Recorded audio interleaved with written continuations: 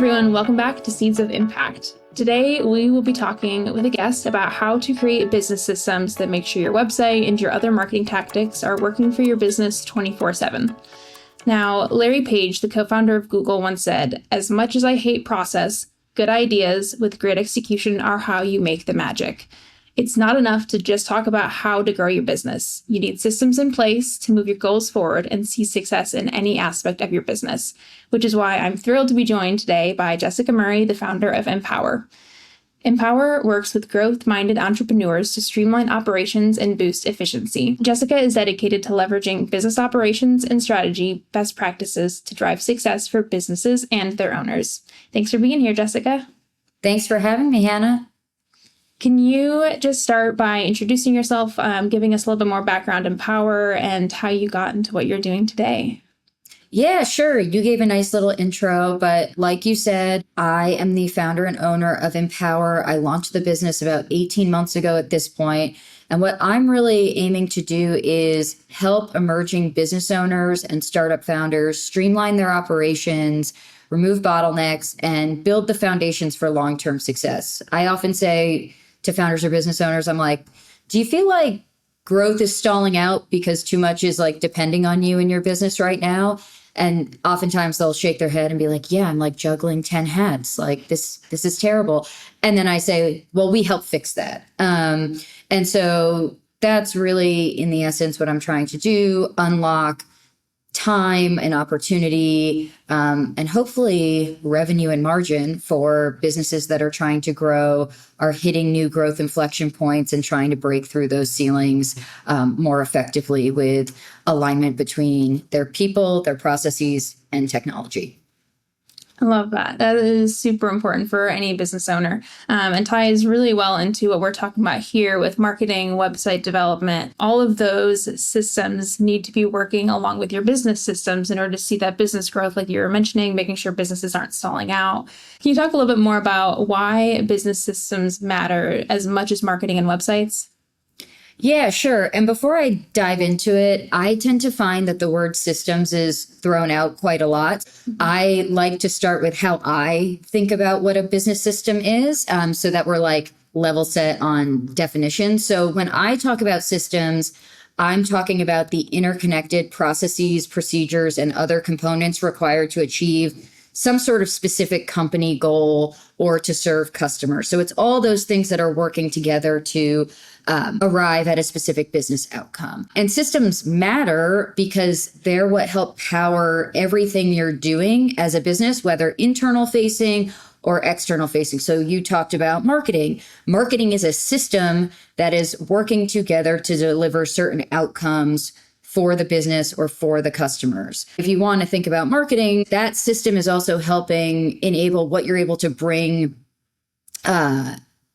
to customers and sort of like bringing them through that funnel and journey from awareness through purchase all the way to loyalty. So while, developing marketing and websites is super important, none of that's going to be effective unless the stuff is built on the back end to enable all of that front end action. But also, how does marketing work alongside the other systems in your business to make sure everything is sort of in lockstep and working together to achieve whatever you're trying to achieve as a business owner?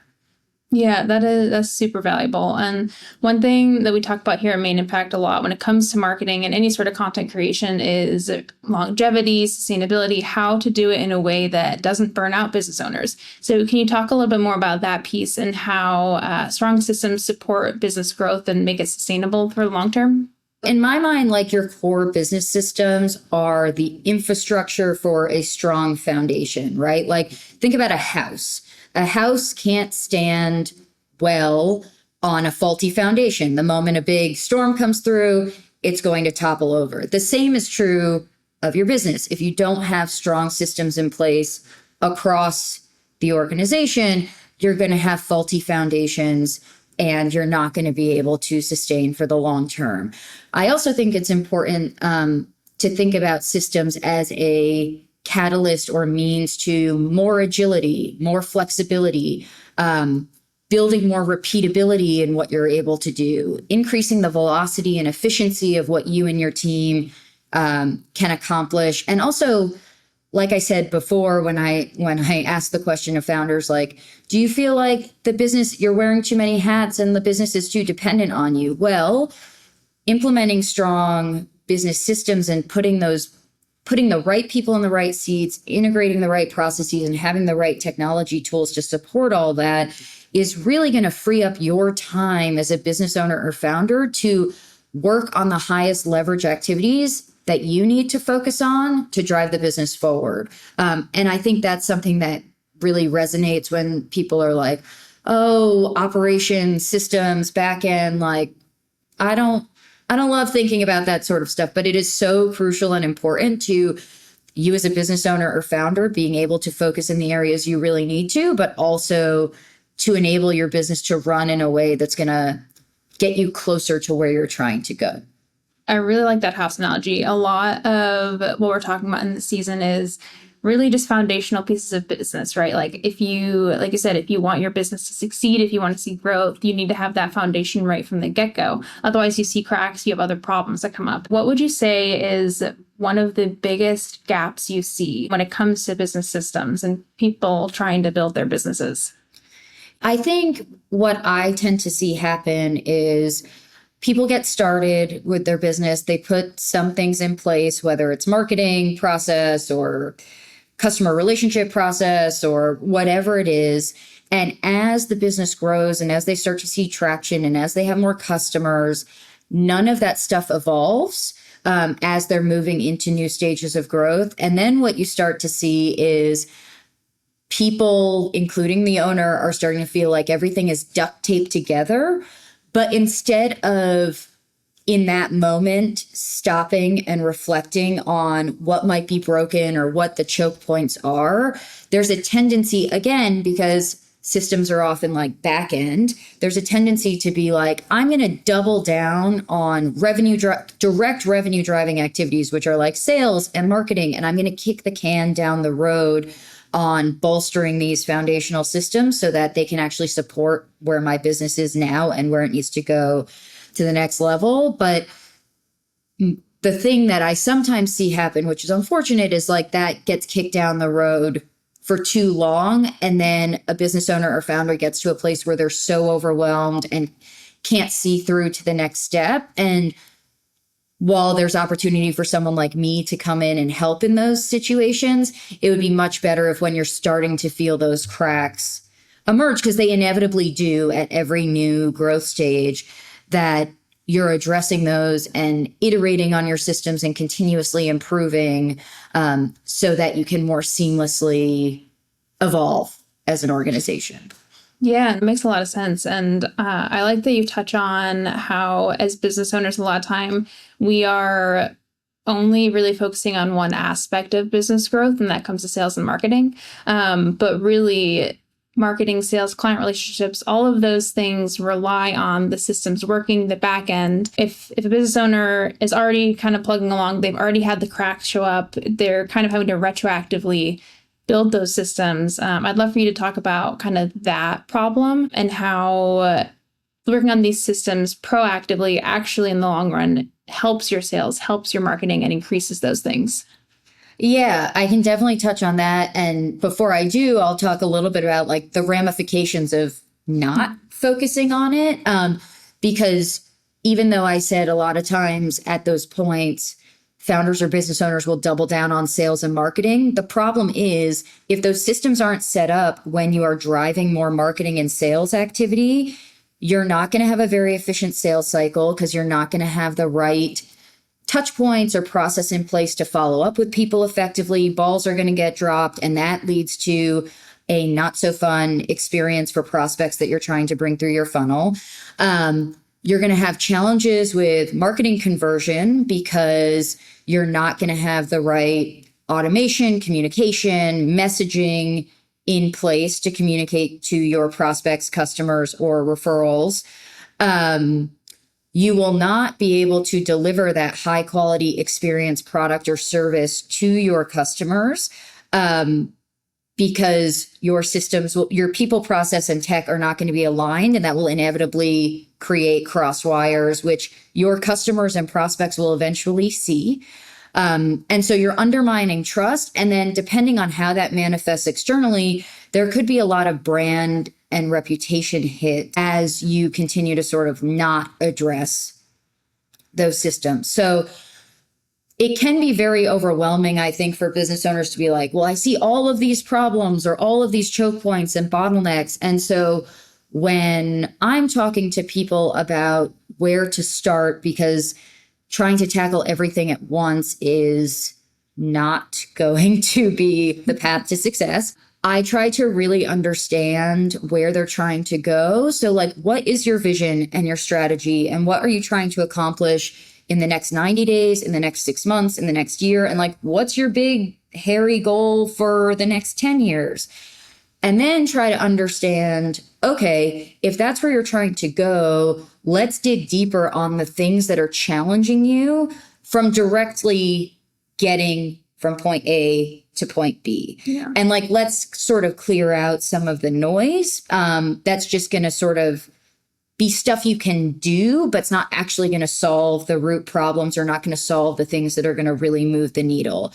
And then it's a bit of a prioritization exercise. And then it's actually going about, okay, how can we step by step, incrementally strengthen these systems and implement new things to ensure that those most important choke points are being addressed so we can better deliver whatever marketing outcomes, sales outcomes, like supply chain outcomes, so that we are continually in service to the best opportunities for our customers and leads and prospects. I hope that answers the question. Yeah. And I think a lot of what kind of keeps coming to my mind, once again, just a lot of things we're talking about the seasons, how marketing, websites, branding, business systems, all of these things, all aspects of a business are so interdependent. And I think that's where a lot of business owners really struggle because, like you said, they're wearing a lot of hats, and a lot of these hats kind of rely on each other, right? They're all kind of stacked up on each other, which is why I think, like you mentioned, having these systems in place ahead of time, knowing when to delegate, knowing where your priorities are really helpful. So want to talk a little bit more about the website piece, since that's what we just mentioned in our last episode. We did talk about how a website plays into a customer journey, so I love that you brought that up. I would love to hear more from your perspective on the operation side. What are some other things that kind of get overlooked when we're talking about the customer journey? And what are systems that a business owner can have in place on the back end to support their website? Yes. So that's like a multi-part question, but I love talking about customer experience and customer journeys. When I think about a customer journey, I think of 5 predominant phases, which I think is pretty consistent with anytime you're talking about a customer journey. The naming might be a little bit different, but there's, awareness, there's a consideration phase, there's purchase, there's retention, and then there's loyalty. And I think one of the things that I sometimes notice and observe is there's so much attention paid towards awareness, which is super important, consideration and purchase. But once a customer actually goes through that first purchase, there is a tendency to just be like, oh, great, I got the purchase. Let's move on to the next. But what that creates is a challenge, because then you are so focused on continuing to acquire, and you're not focused on, well, how can I retain these customers? How can I make them advocates and referrals or long-term loyal to our brand? And that's a lot of missed opportunity, because I think I haven't looked at the latest stats, but I remember at some point the stat was like, it's 3 times more expensive to acquire a new customer than it is to retain an existing one. And so if you're missing out on those last 2 journey stages, you're actually missing out on a great opportunity to increase the lifetime value of your customers and figure out ways to make them repeat buyers over and over and over again, but also opportunities for them to become almost your ambassadors and refer their friends to you or recommend you out externally. And so I think that's something along the customer journey that I really like to reinforce, and also like selfishly from an ops perspective, while there's a lot that we can do to support every stage of the journey, there's so much from a customer success and retention perspective in the back end that can really influence your success in those back end segments of a customer journey. And then repeat the second half of your question. I feel like I answered one, but it was a multi-part question. Yeah, no, you're totally good. Curious to talk more about some specific website systems that you can set up to support that customer journey to support retention. I think one of the things that I always go back to on websites, and keep in mind, like, I am not the marketing expert. I'm not always working in marketing systems, but if you go back to that whole customer journey, the website is often one of the first touch points someone is going to have with your brand. And therefore, it's a really important asset and part of those early awareness and consideration stages of the journey.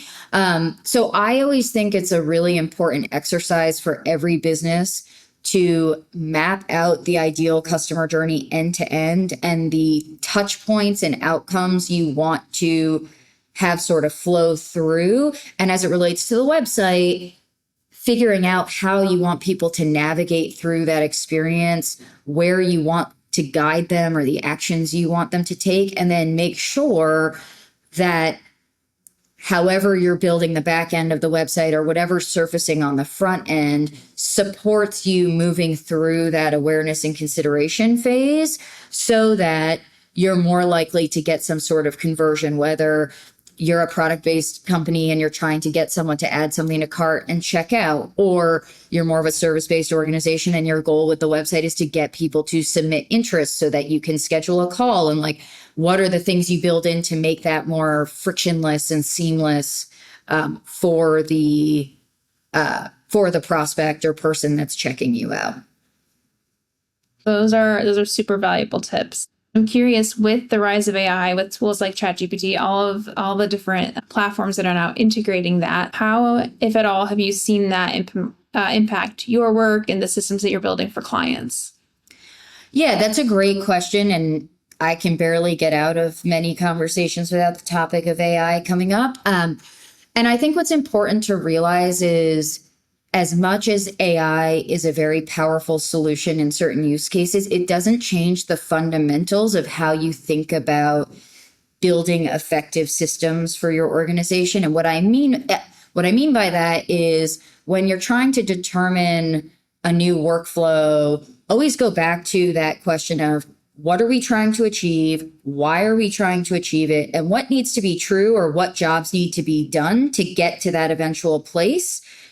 And from there, you can start mapping out the business processes to build and power a better system and determine from a solution standpoint whether it's human touch, automation, or AI that is going to best support that end-to-end process and going back to the original outcome you're trying to achieve. So in my view, AI doesn't necessarily change my approach in terms of how I think about solutions for people that I'm working with. However, I do think it alters and widens the opportunity set for how you determine the right solution.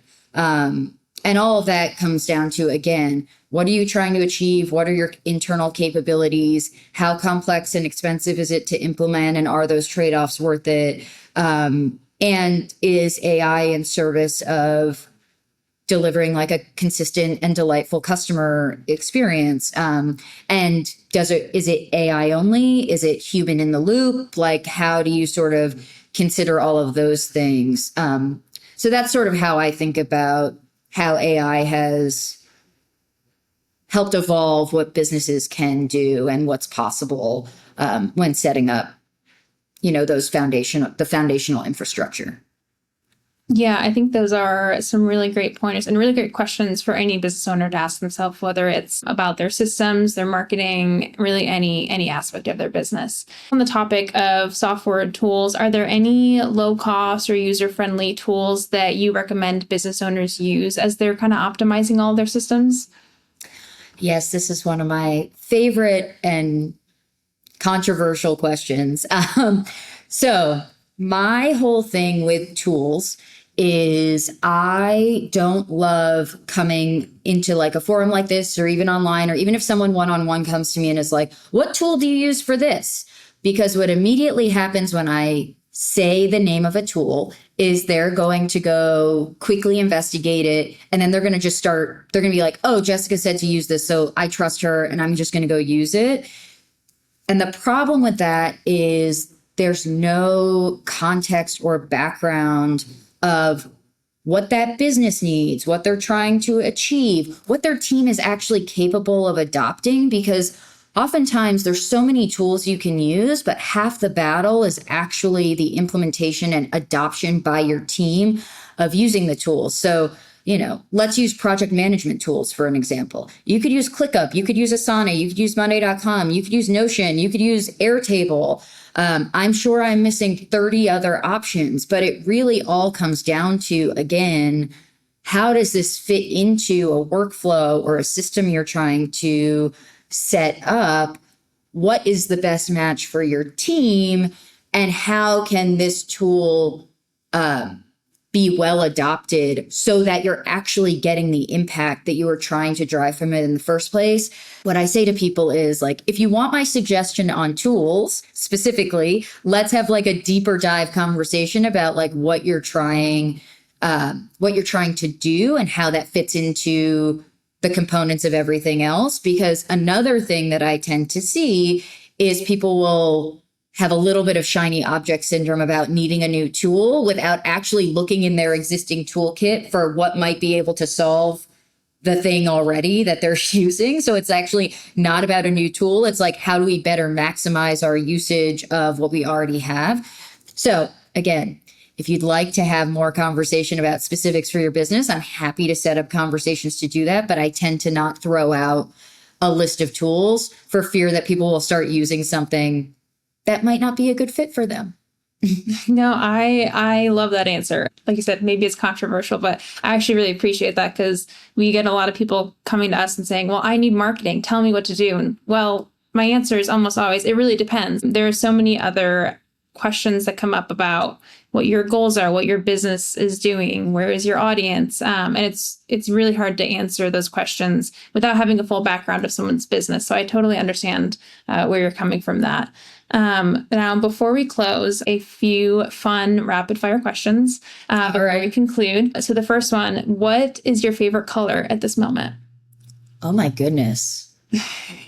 That is a hard question. I'll just say yellow because my daughter always talks about yellow. Yellow's for me too.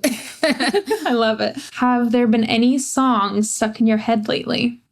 I'll also say, and this is somewhat influenced by my daughter, Pink Pony Club by Chapel Roan. That one was stuck in my head a couple months ago too. I'm right there with you. And just finally, what is the best way for listeners to connect with you and empower?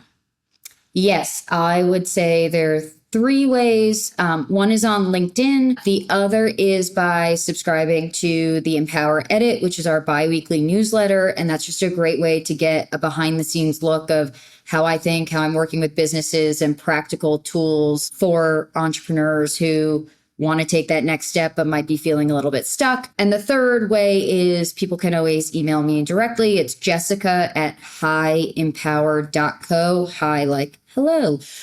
So yeah, those are the 3 best ways. And I guess also, this isn't direct connection, but if you want to follow us on Instagram, it's also @highempower.co. Awesome. Well, I will make sure all of those are linked in the description. Thank you so much, Jessica, for sharing these insights and providing really clear, practical steps for our listeners that they can implement today for their businesses. Just like your website, your business system should be working for you 24/7. When both are aligned, your business can scale without burning you out. And in our next episode, we'll be talking about how only having a website is not enough for business growth.